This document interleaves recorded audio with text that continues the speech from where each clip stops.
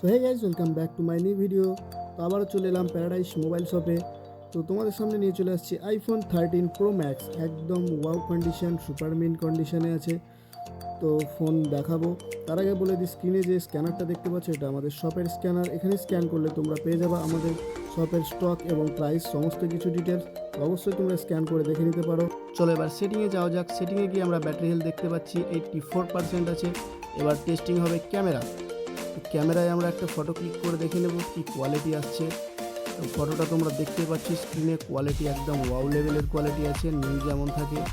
তো আমাদের ফোনের প্রাইস এবং তোমরা কি পাচ্ছ সঙ্গে সেটা দেখে নাও।